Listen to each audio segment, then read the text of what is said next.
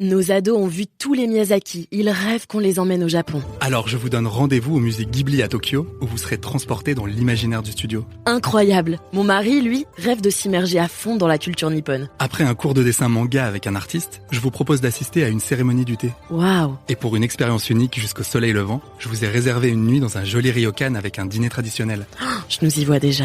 Avec Marco Vasco, ne rêvez plus, vivez votre voyage l'esprit libre. Au rendez-vous sur marcovasco.fr pour imaginer votre prochain voyage sur mesure. Les podcasts du Figaro. Prêt pour le décollage. Bonjour Garance Bazin. Bonjour. Vous êtes doctorante en anthropologie de l'environnement. Vos recherches portent notamment sur les modes de consommation des individus en fonction de leurs convictions écologiques et de l'importance qu'ils leur accordent. Aujourd'hui, on va se pencher sur le paradoxe qui se noue chez celles et ceux qui ont envie de voyager, mais qui se posent la question de leur impact sur l'environnement. On va essayer de voir s'il est possible de le dépasser. Déjà aujourd'hui, est-ce qu'on sait quelle catégorie de la population se pose la question de l'impact de ces voyages sur l'environnement ? Est-ce que ce sont les plus jeunes ou les urbains, par exemple ? Oui, on sait tout à fait qui c'est. Basiquement, l'échantillon que j'ai choisi, c'est-à-dire les jeunes urbains assez diplômés qui commencent à se poser ce genre de questions, mais ils sont pris entre différents flux d'injonctions contradictoires, ce qui rend d'autant plus compliqué de choisir des modes de voyage ou des idéologies qui rendent le voyage durable et qui soient compatibles avec ce qui est prestigieux dans leur cercle social. Pourtant, selon un rapport de Greenpeace auquel vous avez participé, 35% des jeunes prendraient l'avion pour voyager au moins une fois par an. Comment est-ce qu'on explique du coup ce chiffre ? Il y a une contradiction qui est la question sur laquelle j'ai commencé à travailler initialement. Les jeunes sont les plus inquiets pour l'avenir de notre planète, du climat, de l'environnement. Ils sont une majorité, il me semble que c'est 75% ou plus, à estimer que si le réchauffement climatique continue, les conditions de vie deviendront extrêmement pénibles. Et malgré tout, ils sont aussi ceux qui prennent le plus l'avion. Ils sont 9 points au-delà de la moyenne, tout groupe d'âge confondu. Donc à partir de là, on se demande comment ça se fait et comment est-ce qu'il n'y a pas une adéquation entre inquiétude et voyage de tourisme responsable. Là où il faut apporter de la contradiction, c'est que les jeunes ont assez peu conscience, paradoxalement, que ce qu'on peut faire de plus polluant au niveau individuel, c'est prendre l'avion. D'après un rapport de Greenpeace en 2022, ils sont moins de 1 sur 4 quand on leur demande ce qui est plus polluant au niveau individuel à penser à l'avion. D'abord, ils pensent aux déchets alimentaires, puis au gaspillage alimentaire, puis à l'usage de la voiture individuelle, là-dessus ils n'ont pas tout à fait tort, et ensuite à l'avion. Donc il y a un flou entre les échelles d'impact de nos différents gestes qui est extrêmement présent, même chez les gens qui sont relativement sensibilisés, voire légèrement éco-anxieux, mais qui est assez peu traduit en actes, justement parce qu'il y a aussi un lobbyisme entretenu autour de ce qui pollue le plus, simplement. C'est-à-dire que, par exemple, vous avez des compagnies aériennes ou un aéroport même, je pense à celui de Nice l'année dernière, qui produit des publicités expliquant qu'il faut éteindre la lumière en sortant des pièces, ne pas laisser couler l'eau, ne pas mettre la clim à fond, et ce genre de choses qui entretiennent, même si c'est pas foncièrement du greenwashing celui-ci, l'idée selon laquelle un petit geste égale un vol en avion pour récompenser ce petit geste. Alors que, par exemple, il y a un très bon article du Monde de décembre dernier qui nous explique combien de temps il faudrait pour compenser un vol avec tel petit geste. Et par exemple, pour un Paris-Bali, si on voulait le compenser, cet aller-retour en baissant son chauffage à 19 degrés, ça prendrait 47 ans et demi. Donc effectivement, on se rend assez vite compte quand on fait les calculs que un petit geste égale une récompense, et généralement c'est l'avion ou autre chose de loisir, généralement assez polluante. Ça tient absolument pas la route. Quand on fait les calculs, on se rend vite compte que il va falloir repenser ces imaginaires parce qu'ils ne sont juste pas du tout en phase avec l'urgence écologique. Est-ce que ça serait pas un peu difficile, un peu dur de dire aux jeunes d'arrêter de prendre l'avion alors que les générations d'avant en ont quand même pas mal profité ? Ah oui, c'est toujours le problème. Même chez les moins jeunes, enfin même chez les plus jeunes, pardon. C'est-à-dire les trentenaires, quarantenaires qui commencent à remettre en cause cette habitude qu'ils avaient plus jeunes de prendre l'avion de façon quasi automatique. C'est facile quand on a vu le monde de dire aux autres ne partez pas, c'est pas bien. Mais quand on est déjà allé plusieurs fois aux États-Unis, en Asie, en Afrique, voire en Australie, dire non mais t'inquiète pas, la Creuse c'est aussi bien, c'est super la Creuse. C'est facile à dire quand on a pu le voir de ses yeux. Et du coup, cette injonction aux jeunes générations de faire mieux que les précédentes sans avoir eu le temps de profiter, elle est dure. Mais malheureusement, et c'est pas que les jeunes, il faudra que tout le monde fasse des efforts. Après, c'est moins une question de génération qu'une question de classe sociale, de toute façon. C'est-à-dire que c'est pas les jeunes qui prennent l'avion, c'est une catégorie de jeunes assez spécifique qui a beaucoup de moyens. Au-delà d'une, on va dire, démocratisation généralisée qui a été annoncée par les compagnies aériennes, notamment pour justifier l'apparition de ce low cost, c'est pas du tout ça qu'on a remarqué. À la place, on a vu que ceux qui partaient déjà beaucoup partaient encore plus, et c'est tout. Par exemple, chez les ouvriers, je crois que l'augmentation a été seulement de 2%. C'est un chercheur qui s'appelle Johan Demoli qui expliquait ça il y a quelques années, en 2019 il me semble. Et ça n'a pas tellement progressé depuis en fait. c'est principalement les jeunes qui ont assez de moyens, et les moins jeunes d'ailleurs, qui prennent le plus l'avion. Donc dire à un jeune de classe moyenne, voire classe populaire, il faut pas que tu prennes l'avion, c'est mal parce que la planète est dans la mouise, pour parler comme ça n'a pas beaucoup de sens. Parce que de toute façon, c'est pas lui qui a le plus gros impact. Généralement, les moyens et la pollution émise sont très fortement corrélés. Ceux qui ont le plus de moyens polluent le plus. Donc par exemple, blâmer les personnes qui ont peu de moyens et favorisent des types de consommation, par exemple, qui ont beaucoup d'emballage individuel, ça n'a absolument aucun sens. Il vaudrait mieux, on va dire, faire remarquer à ceux qui partent seulement quelques jours à New York ou à Tokyo ou à Bali que ça n'a absolument aucun sens de brûler autant de kérosène pour aller si peu de temps aussi loin. Et cela même si, par exemple, il y a beaucoup de gens qui, je pense particulièrement à Bali parce que c'est très à la mode ces dernières années, ils vont dans des écologes à Bali. Ça n'a pas de sens, encore une fois, en termes de calcul, c'est-à-dire que la plus grosse pollution émise pendant ce genre de trajet, c'est le trajet, pas ce qu'on fait sur place. Donc, partir à l'autre bout du monde pour aller dans un écologe, c'est simplement un calcul sans queue ni tête. On va y revenir aussi à l'impact du trajet, du transport. Mais juste avant, je voulais vous demander, est-ce qu'aujourd'hui, de manière générale, en tant que société, on n'aurait pas quand même perdu aussi une certaine naïveté, insouciance à partir de manière générale ? Ce qui fleurit nettement sur les réseaux sociaux, c'est ces alertes au bon plan qui encouragent ce côté, on va dire, spontané et ce genre de choses. Malheureusement, cette spontanéité, elle va plus dans le sens d'une surconsommation que d'une envie légère de découvrir le monde. Souvent, c'est des offres telles que New York est à prix cassé pour y aller 4 jours, allez-y. Comme ça, vous pourrez dire que vous l'avez fait. Déjà, ça, ces termes-là, ils sont à remettre en question aussi. Il y a une logique de la consommation qui s'entend même dans le langage. On a fait un pays et il faut avoir sa petite liste de pays qu'on a coché. L'important, c'est pas est-ce qu'on s'en souvient, est-ce qu'on a vu l'endroit, est-ce qu'on le connaît, est-ce qu'on a apprécié. C'est juste de pouvoir ajouter son petit drapeau à la liste de petits drapeaux qu'on a. Donc tout ça est assez complexe. Enfin, encourager la spontanéité aujourd'hui quand il s'agit du voyage, au niveau écologique, c'est compliqué parce que malheureusement, prendre le train, ça coûte très cher. 2 à 3 fois plus cher que l'avion en Europe et 2,6 fois plus cher en France. Et il faut absolument s'y prendre en avance. C'est-à-dire qu'effectivement, si demain vous voulez partir aussi proche que Bordeaux, en train, ça va nous coûter sans doute 2 à 3 fois plus cher que l'avion minimum.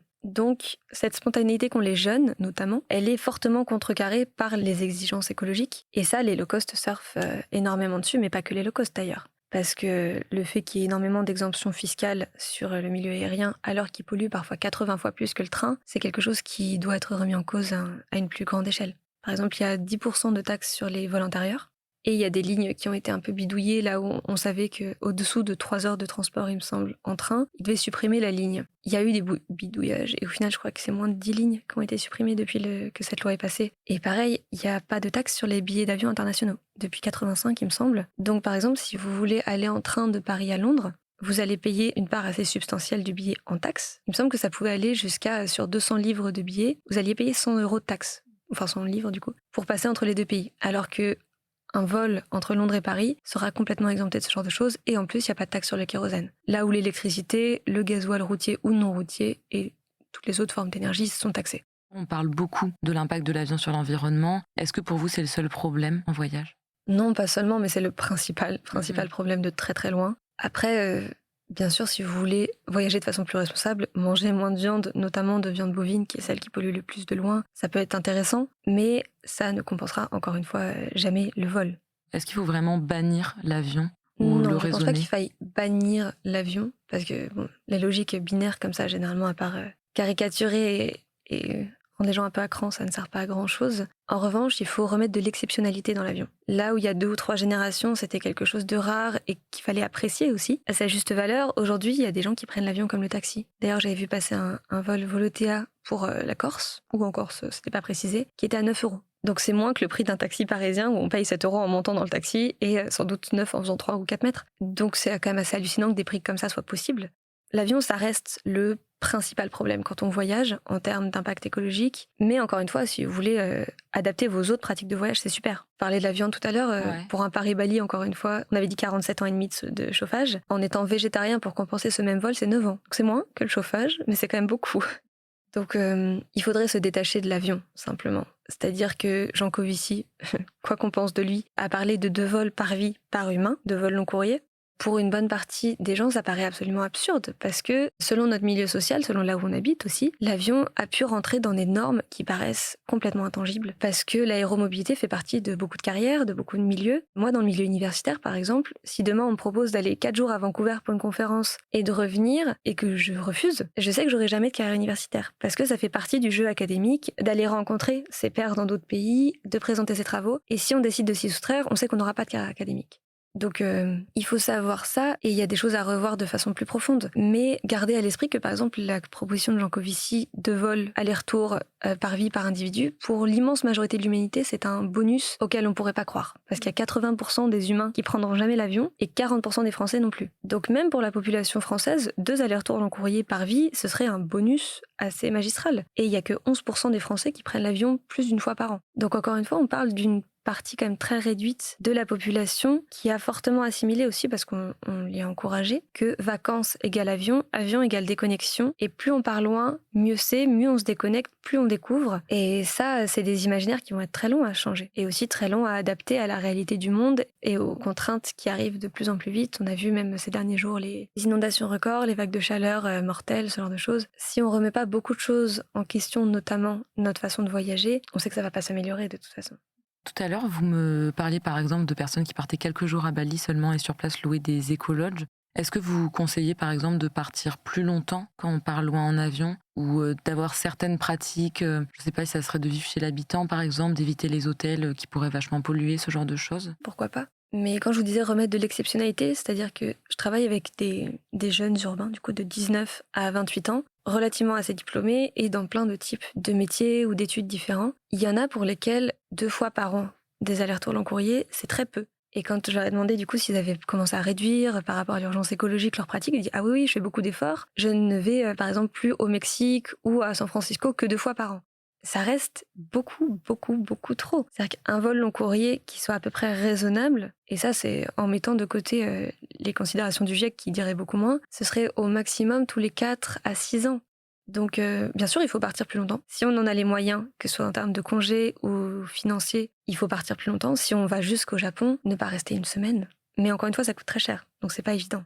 Mais oui, par exemple, aller chez l'habitant, ça peut être intéressant parce qu'il y a des pays, et il me semble que l'Indonésie en fait partie, où quand on va dans des hôtels, 80% de ce qu'on consomme revient au pays du Nord. Donc faire tourner l'économie locale, c'est très réduit parce qu'en fait, ceux qui possèdent les infrastructures dans lesquelles on dépense notre argent sont possédés par les pays dont on vient. Donc les arguments autour de on développe l'économie locale, sans nous, ce pays se casserait la figure, ce genre de choses, sont fortement à relativiser. Et bien sûr, aller, par exemple, chez l'habitant, ça peut être une façon de redistribuer aussi. S'éloigner des gros complexes et des grosses chaînes qui aussi participent à, on va dire, une forme de vulgarisation de la culture. J'avais étudié, il me semble que c'était un Club Med, je crois que c'était à La Réunion, qui proposait des danses traditionnelles pour les vacanciers, ce genre de choses, qui n'avaient absolument rien de réunionnais. Et c'était même pas des Réunionnais qui dansaient, enfin, on arrive à des exotisations des individus qui sont très complexes et aussi assez discutables en termes de morale, et qui, on va dire, complexifient aussi la relation avec les gens qui voudraient réellement se confronter à l'altérité parce qu'ils ont l'impression d'avoir déjà rencontré l'autre. Et se dire que ce sera pas possible d'avoir un burger si on est à l'autre bout du monde dans un tout petit village, ou que le déjeuner continental n'est pas fourni chez l'habitant, ou ce genre de choses, ça, c'est ridicule à dire. Mais il y a des gens pour lesquels c'est pas facile parce que dans le tourisme et le voyage aujourd'hui, c'est d'abord le confort qui prime et les accommodations pour les populations ou l'environnement viennent bien après. Il y a beaucoup de choses à changer. Effectivement, commencer par du plus petit, du plus local, c'est toujours mieux. Mais effectivement, beaucoup de gens, s'ils partent par exemple à l'île Maurice, veulent une piscine, veulent avoir un accès à la mer en face de leur chambre.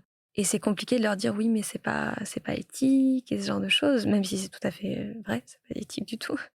Mais s'ils partent là-bas, c'est que c'est ça qu'ils recherchent. Il y a beaucoup de gens qui ne voyagent absolument pas pour rencontrer l'autre et c'est pas grave en soi, il faut juste en avoir conscience. Si vous partez très loin pour les plages, peut-être partez moins loin. Si vous n'en avez absolument rien à faire de la culture, du reste de l'île à part la plage, partez moins loin, là où, peut-être pas en Bretagne si vous aimez les eaux chaudes, même si c'est très beau la Bretagne. Il y a des façons d'adapter nos comportements de voyage qui sont plus éthiques que je veux une belle plage, allons aux Maldives direct, ou à l'île Maurice, ou encore une fois à Bali.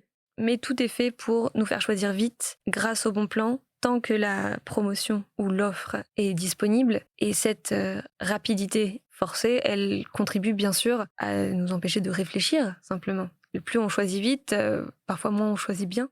Et ça, bien sûr, les avionneurs en ont tout à fait conscience, c'est quelque chose qui est organisé.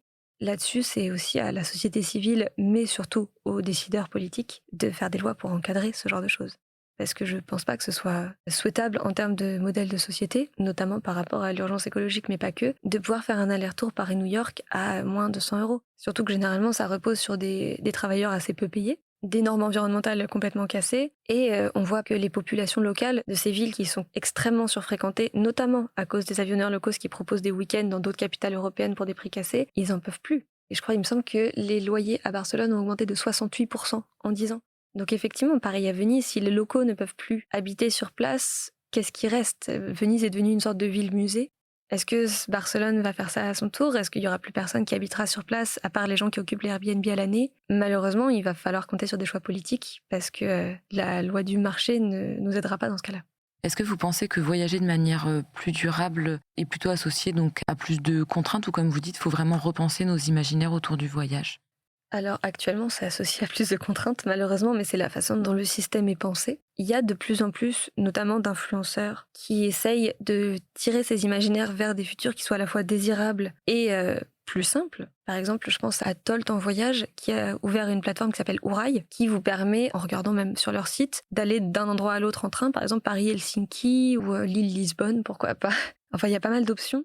Louane Mancho aussi, ce qu'on pourrait appeler une influenceuse train, j'imagine, qui montre ce qui est possible de faire et qui remet du coup cette notion d'aventure qui a été beaucoup associée à l'avion, qui le remet sur un autre plan, en montrant qu'on découvre beaucoup plus en train. Il y a beaucoup d'autres types de mobilité, il y a aussi le vélo, il y a la marche à pied, il y a d'autres types de mobilité qui sont moins polluantes. Le van, ça reste mieux que l'avion, même si, bon, le diesel, c'est pas évident, mais ça reste toujours plus souhaitable.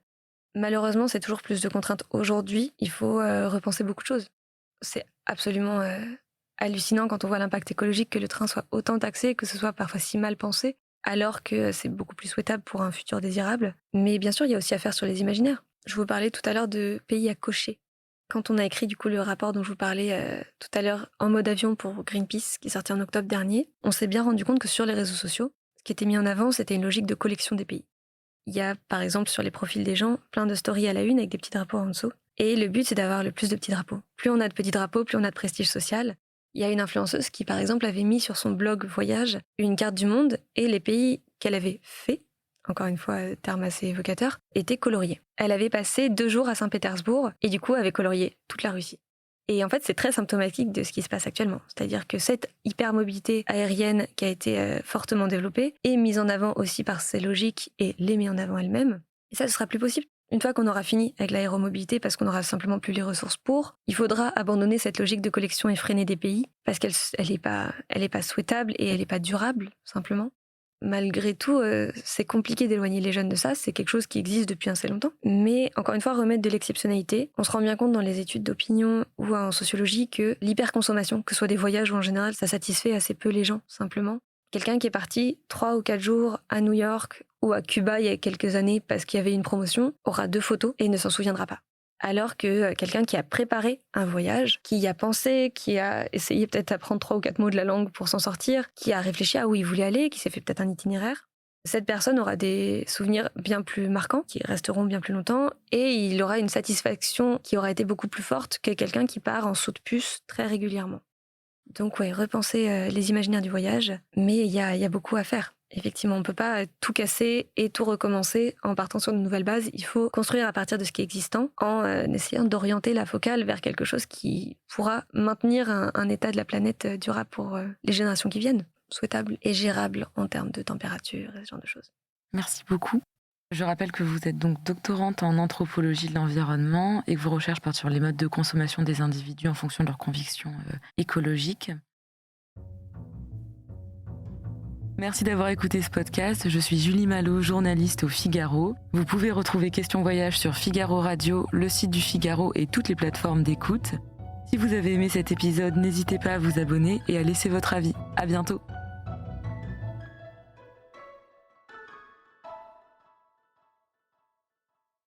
Nos ados ont vu tous les Miyazaki, ils rêvent qu'on les emmène au Japon. Alors je vous donne rendez-vous au musée Ghibli à Tokyo, où vous serez transportés dans l'imaginaire du studio. Incroyable. Mon mari, lui, rêve de s'immerger à fond dans la culture nippone. Après un cours de dessin manga avec un artiste, je vous propose d'assister à une cérémonie du thé. Waouh. Et pour une expérience unique jusqu'au soleil levant, je vous ai réservé une nuit dans un joli ryokan avec un dîner traditionnel.